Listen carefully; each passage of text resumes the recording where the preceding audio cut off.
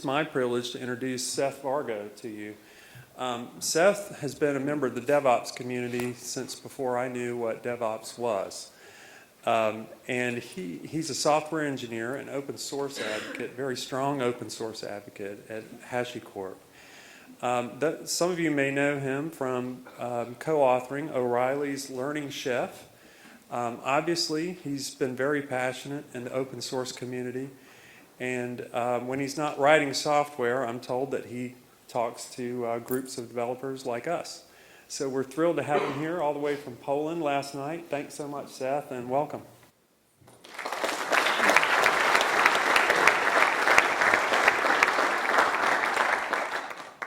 Hello, can everybody hear me? I'm pretty loud. They told me to put the microphone close to my mouth, which was probably a mistake. Cool, so I'm super excited to be here. Thank you for inviting me, thank you for having me. And I'm here today to talk about taming the modern data center, which is a really broad and exciting topic depending on what you think that means. So first, a little bit about me. That's my name. It's also my Twitter handle, so feel free to tweet at me during the talk. I won't respond because I'm on stage, but I will respond afterwards. Or if you have any questions, and feel free to follow me. I'll tweet the link to the slides and those things after the talk. As was said, I work for a company called HashiCorp. How many people have ever heard of HashiCorp? Cool. How many people have ever been asked to raise their hand? Okay, cool. Sometimes I just want to make sure that they work. So if you haven't heard of HashiCorp, we make a variety of open source tools, Vagrant, Packer, Terraform, which we just saw a demo of, Consul, Surf, and most recently Vault. So we're an open source company. All of our products are open source, and all of our products are designed to help manage and tame the modern data center headaches and troubles that you might encounter. So in order to talk about the modern data center, we kind of have to talk about how we got there in the first place. So let's talk a little bit about the evolution of the modern data center and where we were 30 or 40 years ago. So 30 or 40 years ago, the data center was one very large machine that made lots of funny noises and was operated by people who had a very, very limited skill set, or not limited, very technical skill set in an area that was evolving. This is kind of like the mainframe era, but these servers were really, really expensive. They were big, both physically, and they were big both technically. And as a result, only large enterprise organizations, like government organizations or big three-letter organizations, were able to afford computing capacity. Well, as we apply Moore's law, the size of those machines, those mainframes, they got smaller. We learned to put them in racks and apply network cables to them. And we started creating kind of what we think of when we imagine a data center. Lots and lots of servers all racked together with some networking cable and power supplies, some cooling elements, and lots of blinking lights. Well, recently, when I say recently, I mean like the past 5 to 10 years, we've seen an uprise in virtualization technologies. So not only virtualization technology on your local laptop or PC, things like VMware, VirtualBox, but also things like OpenStack, which allow us to virtualize the bare metal. So we can utilize more CPU resources for a physical box. We can create multiple machines. And we've heard a few talks already that talked about kind of the evolution of virtualization. And then on top of that, we now build containers on top of our VMs. So we build isolated process groups, C groups, on top of virtual machines, on top of physical machines that sit in a rack in someone's data center somewhere. And sometimes we call this the cloud, depending on who's paying for it. And sometimes this is your own physical data center. But more often than not, in the modern data center, we're actually communicating with more than just our application code. And sometimes that communication happens with external services. So maybe you're using a database as a service, or a CDN provider, or an external DNS provider. So while we would like to keep as much control in-house as possible, sometimes we need to talk to these external services. And I guarantee you that these external services rarely speak the same language. What's even worse is that oftentimes we have physical data centers that we're running. Maybe we need to be PCI compliant, maybe we need to be HIPAA compliant, but then we use like a cloud-based staging environment because it's cheaper or it's easier, it's ephemeral, we can throw it away when we're done.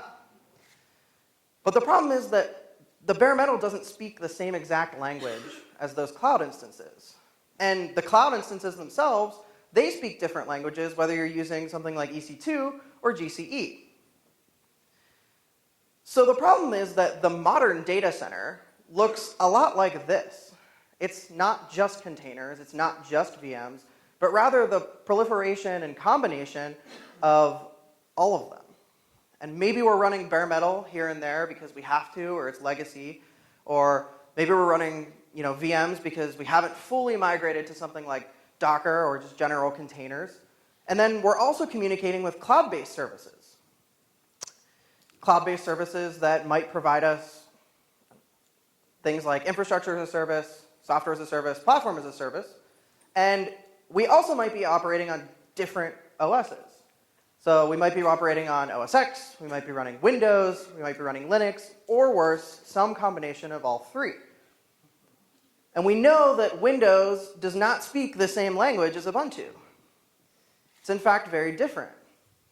So how do we use the same tools to manage and configure these machines that fundamentally at their core are very different? So previously, prior to kind of like cloud virtualization technology, we had something called the APID cycle, which is the acquisition, provisioning, updating, and eventual destroying of a machine. So the acquisition of a machine involved picking up the phone, calling a hardware vendor, having a hardware vendor ship you a physical machine, having your data center operations team rack that machine, having your systems administrators provision that machine, and then depending on how well the application was funded or how well the organization was doing, maybe you would repurpose that machine or you would just get rid of it altogether and buy new technology. The problem is that that cycle took a very, very long time. It could take months to acquire new compute. Presently, we have elastic compute. So what elastic compute did was it took the provision and destroy steps from weeks or days down to just a few minutes or seconds. So if you ever spin up a cloud-based instance, it could take 15, 20 seconds to acquire a server that has 8, 16, 32 gigabytes of RAM. And you can delete it faster than the snap of a finger or the reboot of your own personal laptop. So with elastic compute, we no longer need to wait weeks or months to acquire new compute. This shifted capital expenses, or this shifted expenses from capital to operational, though.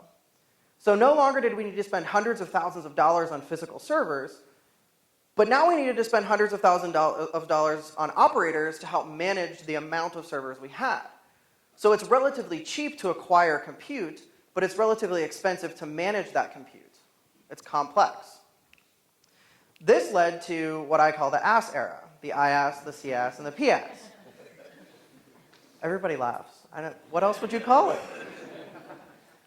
So what did the AS era give us? Well, it took the provision and update stage from the help of configuration management down from days to just a few minutes or seconds. So tools like Puppet, Chef, Ansible, and Salt, they allow us to take what normally used to be really jank bash script or some manual commands that would be typed into a system hundreds of times and do it in a repeatable and idempotent way. And that led to specialized.com, the era where we start seeing people providing highly specialized services for things like databases as a service, or Redis as a service, Elasticsearch as a service.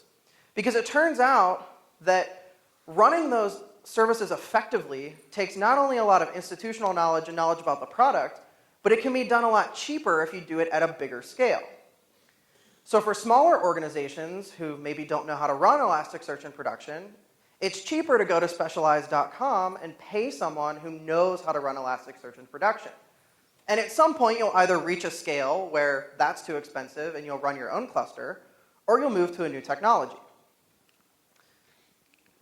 No, you're not allowed to see that GIF yet. The problem is, The problem is that with all of that magic that's happening and the great advancements that we have made in technology, that our modern data centers, and this is kind of where I want to redefine what we think of when I say the word data center, our modern cloud computing infrastructures, our modern production environments look very complex. Not only are we running a mixture of containers and VMs and bare metal, but we're communicating with all of these external services that don't speak the same language. So that begs the question, how is an operator supposed to potentially reason about all of this? It's mind-blowing. Why did we get here? What was our original goal? Well, our goal has always been the same, to effectively deliver and maintain applications, or move fast and don't break things. To put it another way, if you break operations down into 3 specific categories, you have development, operations, and then the maintenance of production. Developers really care about consistency and throughput with production. Operators on the deployment side want to get code into production as fast as possible without breaking things. And on the maintenance side, we really care about monitoring, maybe feature flagging, service discovery, changing configuration. Well, we make open source projects that cover all of those vertical silos of the stack. So Vagrant is a tool for command line tool for driving virtual machines. Packer builds automated machine images. Terraform provisions entire infrastructure as code, as we saw in Kelsey's talk. He just provisioned a Kubernetes cluster. And then Consul and Surf, which powers Consul under the hood, is used to monitor that infrastructure, as well as do things like service discovery and implement a distributed key value store. So let's talk about Terraform. And I'm going to go through this kind of quickly because we already saw a little bit of the Terraform demo earlier. Why did we make Terraform? And again, Terraform is open source. You can go download it right now if you really want to. Look at the source code. Terraform was created to answer the question, how do I provision resources, whether they're compute, storage, network, routing, whatever. How do I provision these resources that are different across many different cloud providers and bare metal? How do I manage the life cycle of these resources? How do I balance service providers providing my core technology for my data center with my own internal technologies? How do I enforce policy across those objects? And then how do I automate and share those configurations with not only my team, but the community as a whole? So Terraform's goal has always been, from the start, to provide a single workflow with a unified view, regardless of whether you're a developer, an operator, a sysadmin, whatever title you have, that uses infrastructure as code, the same way you have application code, that can be iterated and changed safely. And it needed to be capable of really complex applications. You know how complex some of your applications are. So many interdependencies. It also needed to be simple enough that anybody could use it. So this is an example Terraform configuration file. And I'm going to go through this kind of quickly. So we have a stanza that declares a resource. In this example, it's a DigitalOcean droplet. And then we have another stanza that declares a DNS simple record. One thing you'll notice is this little $ variable thing. Terraform internally builds a dependency graph. And it will parallelize as much infrastructure creation as possible. But things like DNS records require the IP address of an instance before you can add the DNS record. Similarly, if you were spinning up EC2 instances, you need to know the IP address of the instance before you can add it to the ELB.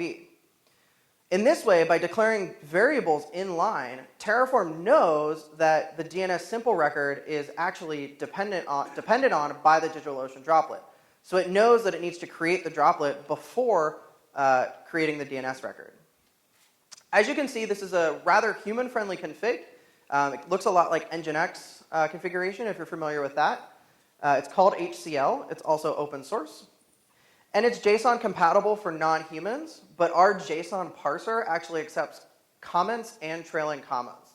So you can put comments and trailing commas in the JSON that Terraform consumes if you want to write JSON by hand. We prefer HCL because it's VCS-friendly format. You look at the diff in GitHub or something, and it really just clearly shows exactly what was changed. But most importantly, it allows you to describe your entire infrastructure in a single text file. The Terraform graph command will generate a graphiz graph that'll show you the entire dependency graph, including any cycles that may exist in a larger Terraform configuration or setup. So in this example, you can see that the DNS simple record is depended on by the DigitalOcean droplets creation, and then you can see which providers those map to under the hood.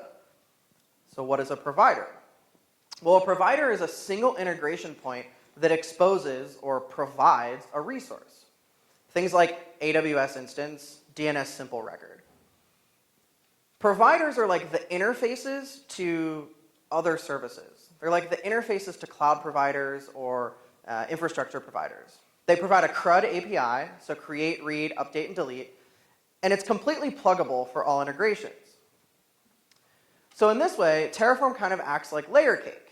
Terraform doesn't care if it's provisioning a massive cluster on GCE, or if it's just acquiring one Docker container. Because Terraform just sends a create command, sends an update command, or sends a delete command. But the implementation of that interface, if you kind of think of it in like a Java way, is what allows Terraform to be incredibly powerful.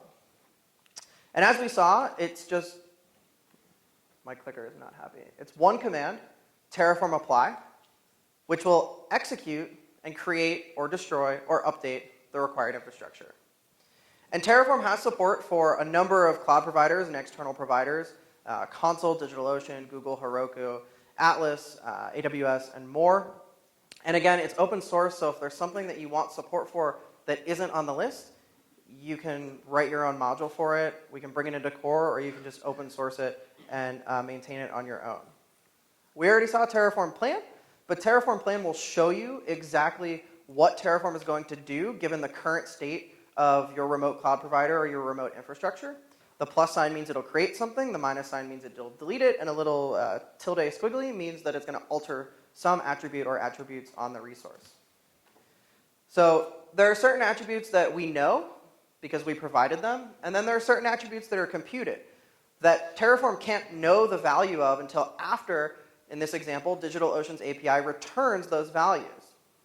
And then down at the bottom, you can see that we still have those variables that are showing up in the plan.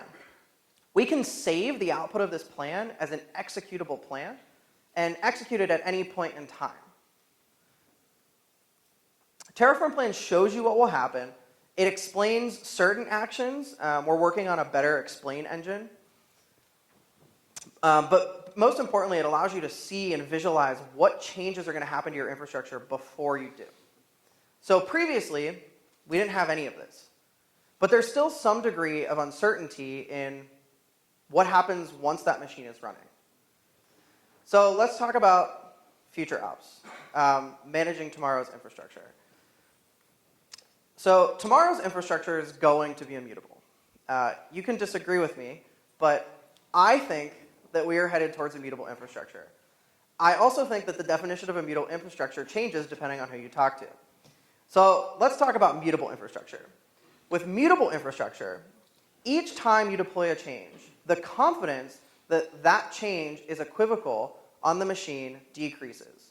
What do I mean? If you're running Puppet or Chef in production, each time you run Chef, the chance that that machine is exactly the same as whenever you deployed it decreases. Kind of makes sense. You want the machine to change. However, the probability that that machine is consistent with its peers in the environment is also decreasing. So if you have 10 nodes that are all managed by Chef, and you run Chef client, and one package fails to install on one node, just a network hiccup, 10% of your infrastructure is divergent. 10% of your production infrastructure, 10% of your production traffic is receiving a different set of expectations, a different code base, a different server. Whether or not that causes a problem is obviously dependent on the state of your infrastructure, but nonetheless it should be scary. Immutable infrastructure, on the other hand, is always 100% consistent. You deploy the same image. It's always the same. You could even checksum it and verify that it's the same. Immutable infrastructure is much faster.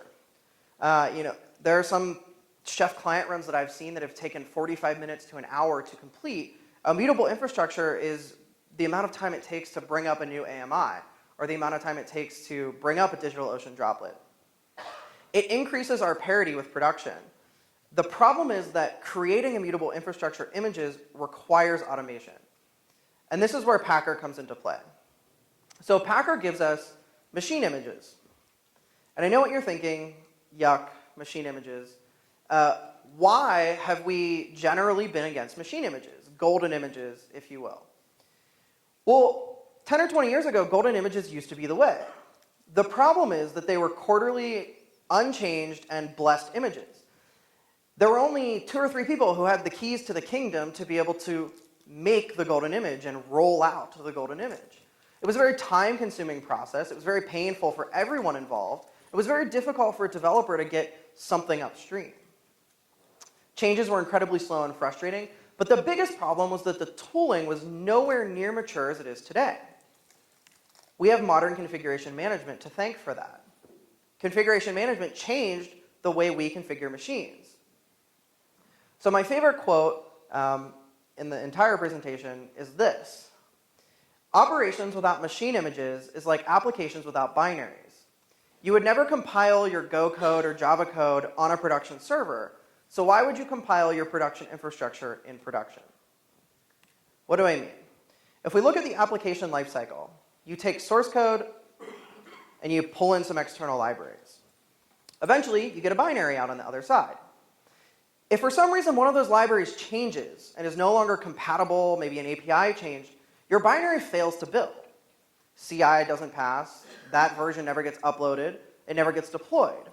Your customers or your clients never see the bad package upgrade or library upgrade.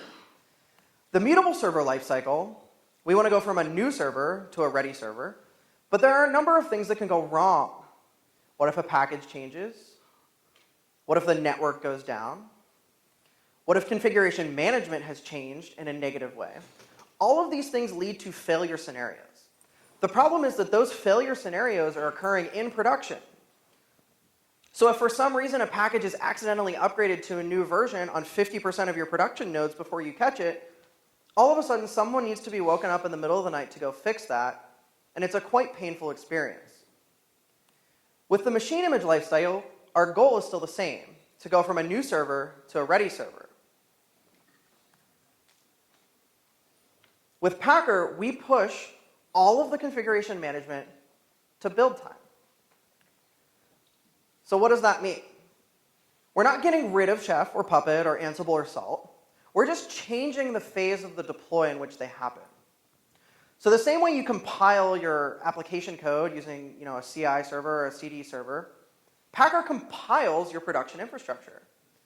It runs Chef or Puppet at build time and produces an artifact, just like an application binary. And that artifact is something that's deployable, like an Amazon AMI or a DigitalOcean droplet. It's important because it transitions failures from runtime to build time. It also enforces parity with staging. So you can use the exact same AMI or the exact same DigitalOcean droplet that you use in your production environment with your staging environment. And you know it's the same because it's the same AMI ID or the same droplet ID. But what's really cool about Packer is that Packer can also output Vagrant boxes. So you can give your developers the exact same Vagrant box that is the equivalent of the AMI that's running into production. So what does the future look like? Well, if we envision a typical organizational workflow, an operator makes a change to a Packer template. Maybe it's upgrading a package, maybe it's changing some Chef scripts. And Packer builds that new Amazon machine image. In addition to producing an Amazon machine image, it also produces a Vagrant box. A developer runs something like Vagrant box update to acquire that new box, and now he or she has the closest replication of production as possible on their local laptop. So when that developer goes to deploy to production, the probability that their code breaks something is significantly lower.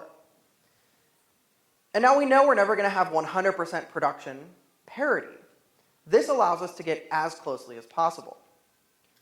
The problem is by moving configuration out of configuration management, for example, if I have a Rails app, how do I know where my database server is? I don't know that at build time because Packer is only an isolated environment. It doesn't know about the Postgres AMIs that I'm building or the Redis AMIs that I'm building.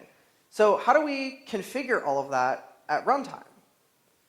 When I deploy, how does my app know what database to talk to? Well, that's what Consul's for.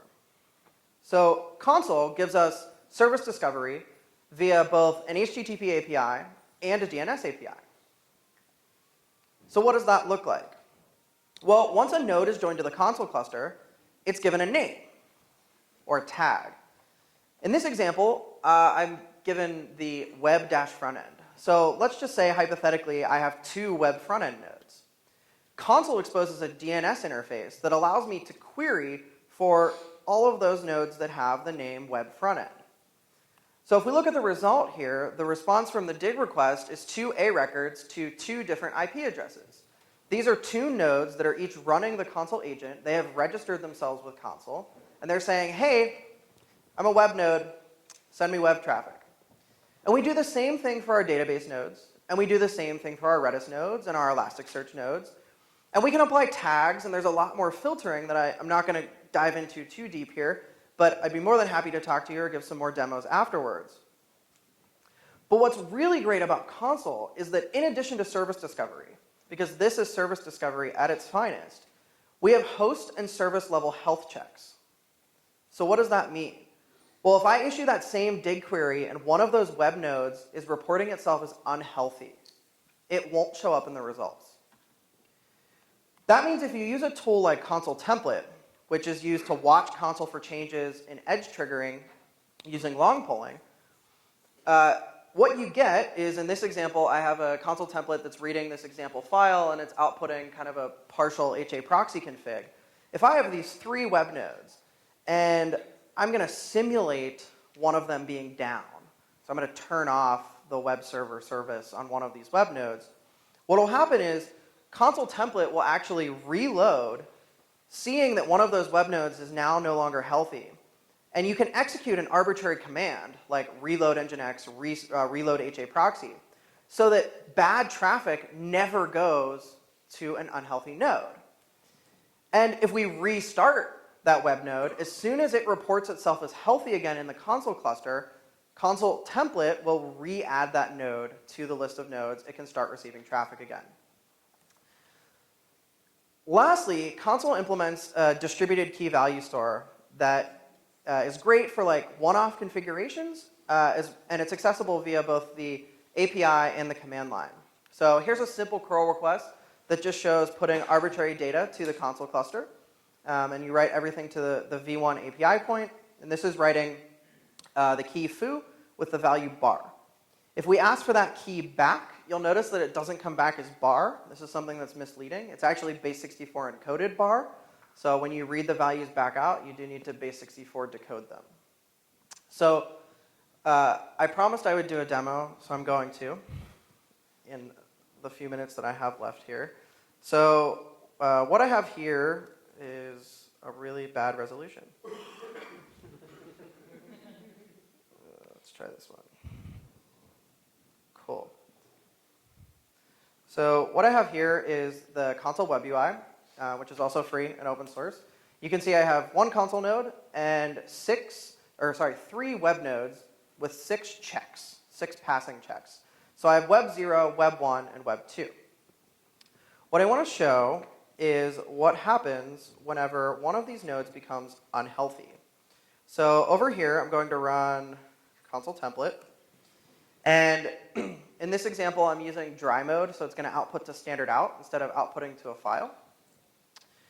And I'm going to open up another tab here. And all of these nodes are running under Vagrant, so I'm using the whole hashy stack here. And I'm just going to SSH into the web 1 node. So that's this node over here.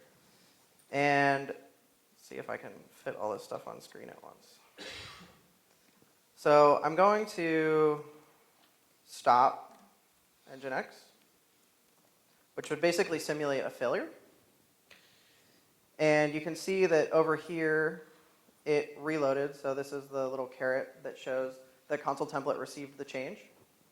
You'll notice that web 1 is no longer in that list because it's unhealthy. It can't actually accept web traffic. And if we go over here and refresh, you can see that web 1 is now moved to the bottom, and it is failing the web check, which is basically just doing a curl to localhost.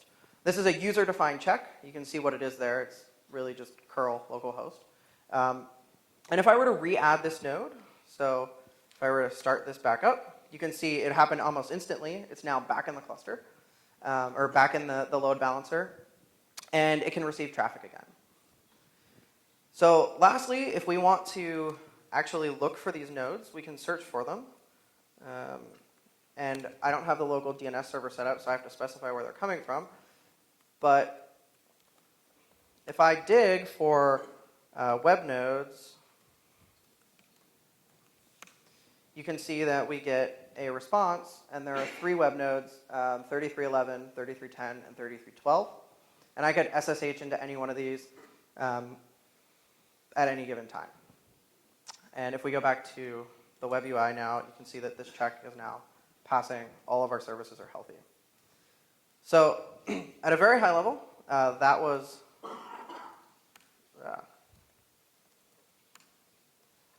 how Consul can be used for service discovery and infrastructure monitoring.